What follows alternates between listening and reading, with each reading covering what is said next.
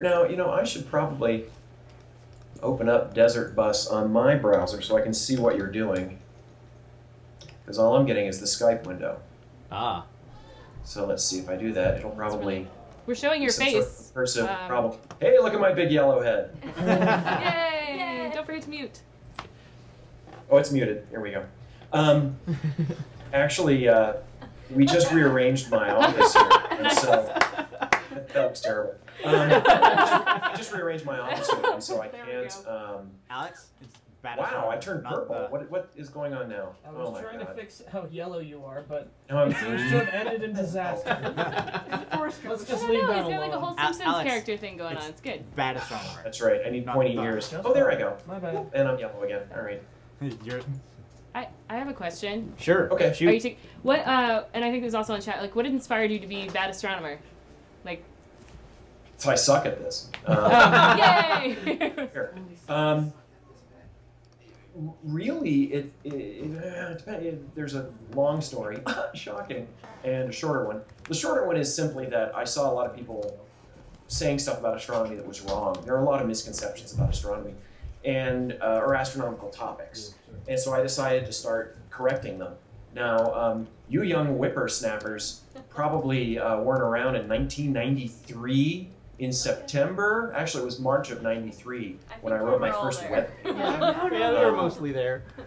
Some of you, anybody there younger than like 18 and a half wouldn't know this, but any of you actually use Mosaic? No. No. I use Mosaic. You ever use one of those computers you have to crank up? Yeah. So yeah, it was '93, and I had a hyperlink in it and an inline image. It was pretty advanced for that time.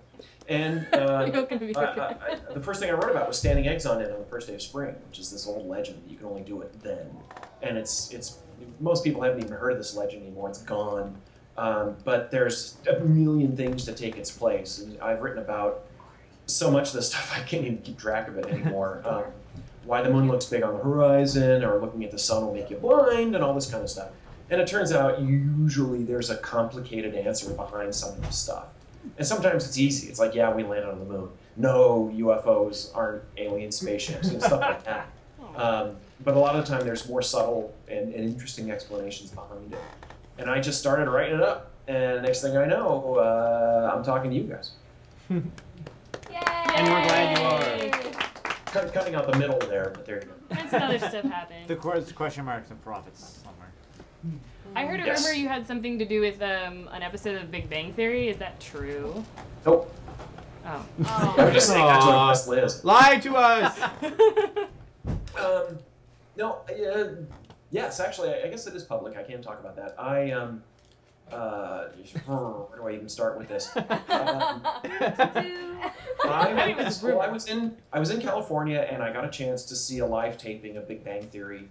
And one of the co-producers, Bill Prady, he's of everybody on that show. His other producers, Chuck Lorre, all the stars, none of them is a geek. They're all normal people. But Bill is the one who actually has a lightsaber and really knows all the geeky stuff.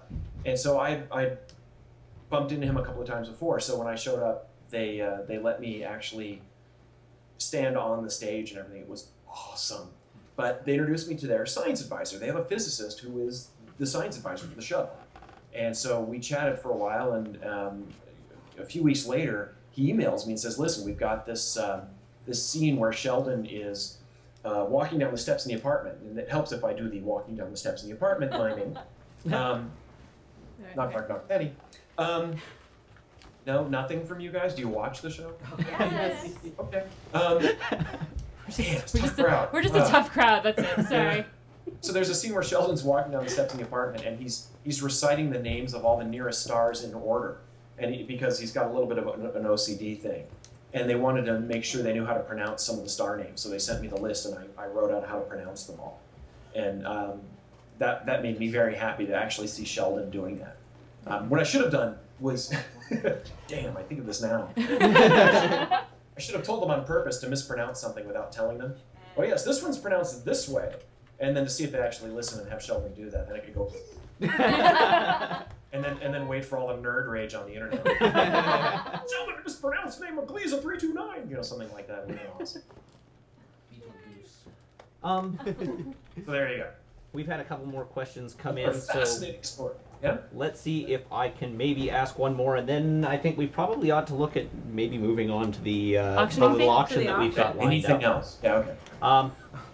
The last question I'll ask is, for lack of a better for a better question, in the opinion of the poster, at any rate, do you think commercial space travel will be feasible within the next 100 years? Within the next 100 years? Yeah, they're Yes. giving a century. Good heavens, yes. You know, 100 years ago, we'd only been into flying airplanes for a few years, and there was no such thing as commercial flight. And now you can have commercial flight anytime you want to spend a lot of money and have your junk fondled. So you know, one can only hope. How far we'll be a century from now? They'll have robots fondling. Oh dear. Well, that was a great way to end that part of the I question. chatted myself into a corner here. Actually, No, it's very in fact, similar. it depends what you mean by commercial flight, because you know NASA contracts to Boeing and these other companies to build rockets, but in fact, you know, completely private companies like SpaceX or Jeff Bezos, who does Blue Origin. This guy who was started Amazon.com, right? And now he's got his own space company, Blue Origin, and Richard Branson and Virgin Galactic. All of these guys, they are on the verge of success. SpaceX has launched 4 rockets into orbit. They have NASA contracts, and I think you know they're leading the way. Virgin Galactic doesn't do orbital stuff. They don't go around the Earth. Their rockets go up and come back down. But SpaceX, they actually go around the Earth. They can launch satellites and people and space probes into orbit or beyond. And SpaceX is already talking about building a heavy launch vehicle in the next few years, something really big, like a Saturn V class rocket. So, you know, in the next 100 years, I'd say in the next 10, the only problem is Congress. The NASA budget just came out. I just wrote about this today. And they cut in half, basically, the president's request for money to go to commercial space systems. And it's galling. But you know, I won't go into too much politics here, except that I hate politicians. I think that can be a...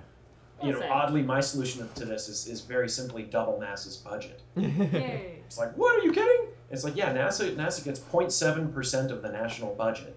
So it's a tiny fraction. You know, it's less than a penny on the dollar of your taxes. And look what they do. You know, Hubble, Cassini, probes orbiting Mercury and Mars. It's pretty cool stuff. And we choose to put money towards weird things. You know, to put this in perspective, we spend, as private citizens, we spend 5 times as much on tobacco as we do on NASA. Now, you know, that's a personal choice, but, you know, there are things that the government spends money on that maybe, you know, maybe is a little bit of a waste. But we need more tanks. So. NASA cigarettes. That. Oh, man. Yes! Done. Oh! I have a Problem NASA solved. shot glass upstairs. Sweet. Moon smokes. The gift shops at the NASA centers. I used to work at a NASA center as a contractor for a few years, and the NASA centers sell. They have little gift shops. They're off campus, but they have NASA approved products and stuff with the logo on it. You can get a hat or shirt or whatever. And they had a shot glass, and I thought, what civil servant said, yeah, sure, we want the NASA symbol on something that'll get people hammered. That's awesome. That's true. So I bought one. Shot glass, not like a beer. Let's go to space. I think it'd be Yeah, it's wonderful. great. I couldn't afford the hookah that they had. All right. Really canceled. Someone in the chat says. No. Somebody in the Oh, I chat. missed something? Somebody in the chat has said NASA will spray. Oh, nasal Oh. spray. Fire. Someone in the chat also says they have a NASA beer mug. Oh, okay. Nice. Sweet. Well, that's reasonable. That's not about getting wasted. NASA's learning from the Russians. Ow. Space boobs. Alrighty, so let's move on to our live auction for the chat here. Sweet. So, you have some things? Yes? Do you have stuff to show the camera that I you're have auctioning? many things. Yay! Okay. We like things. And stuff. Okay. And stuff. Okay, so the Bad Astronomy live auction lot starts with the official NASA Hubble Space Telescope mission patch and sticker. Hang on. Live Bad Astronomy. Spelling that. I should probably spell that right. Bad Astronomy. This must be fascinating for the viewers, by the way, watching me type. It is. Live Bad Astronomy. It's great TV. Auction on at Desert Bus now. http www.desertbus.com. Kidding. Or Thrill as celebrity guests. Type URLs. yes. Yay! But this is going out live onto Twitter. Live Sweet. Bad Astronomy auction on Desert Bus now. Desertbus.org. Boom. Sweet. So excited. Sometime over the weekend, I quietly passed 150,000 followers on Twitter. Wow. Congratulations. Woo! Yeah. We'll cheer for you. And So those are 8 of great. them actually aren't porn bots, so that's good. Yay! Okay, so the auction. I have. This is an actual Hubble Space Telescope. How's that look right there? Ooh. Is that a good distance? Yep. Yeah. Hubble Space Telescope second servicing mission sticker. It's the only one I have, but I'm giving it to you guys. Oh wow. This is, if I'm not mistaken, and I love when people say that, because if you are mistaken, then why say it? It's like, you know, it's not to mention, but then you mention it, so it doesn't make any sense. This is the sticker for the surfacing mission that installed the camera I worked on onto Hubble. It was called STIS, the Space Telescope Imaging Spectrograph, and that was in 1997. And then that's a sticker. And then I have a servicing mission 4. This is a patch. This is a stitched patch that you can put on your, you know, your high school letter jacket to be even cooler. Yeah, with your marching band letter. So I have one of those too. I have a marching band letter, so I'm willing to talk. Yes. So there you go. These are official, actually. These came from NASA channels. That's amazing. So there you go. Those are 2 things. What do you want to see next? Do you have wow, you have a lot of stuff. Okay, do you have a copy of your book? In Korean, Yes. perhaps? What? This is my first book, Bad Astronomy, What? and it's in Korean. Yay! Best language. How do you say yay in Korean? Yay! In any language. Yeah, I'm trying to think of some pun, but I can't. The cover of this one is much better than the one in the American version. I like that with the astronaut coming out of the sewer. Oh, that is Pretty so awesome. good. I do have a chapter here about the moon hose. So there you go, and I'll sign this to the winner. Finally, a book Yay. you can't read. I should probably put stuff away in some sort of order so that I know what I pulled out and what I haven't. Here we go. All right. I have James Webb Space Telescope deployable T-shirt. Yes. Now, can you see that? Yes. Yes. This is, in fact, a T-shirt that is folded up What? into some sort of parallelepiped for you math geeks out there. I picked this up at an astronomy meeting in Northrop Grumman. It was one of their things they were giving people. They didn't have very many, and I said, I want one. They said, well, we don't have very many left. And I said, I want one. And they said, well, we really can't give you one. I said, I want one. And I said, I ran away. So this is actually a T-shirt. Or it's possibly a pack of tissues. I'm not sure. I've never opened it. There you go. Yeah. It's one of the 2. Deploy the T-shirts. That's pretty. It's a deployable T-shirt. The joke is that the telescope is they're going to fold it up and put it in the payload of a rocket. When it gets out about 1 million miles from Earth, it's going to open up. Literally it'll unfold itself and deploy. So they made these T-shirts to deploy. All right. And then you have a necklace by Surly Amy. The Yes. Surly ceramic necklace. There you go. I don't know if you can see that. Ooh. Surly Amy on Twitter at Surly Amy makes ceramic necklaces and all kinds of stuff, and I see them everywhere. It's pretty cool. And she made a few for me, Bad Astronomy, and there's a little rocket on it. These are actually pretty nice, I gotta say. She sells them for $1,000. So there you Exactly. go. I hope she's listening. I don't know. I let her know I was going to be giving away one of the ones she did. A-M-I-E? But these are actually pretty nice. In there. Yeah, Surly Amy like that. Yeah, she. I have a. Oh no, AMY. Oh, Sorry.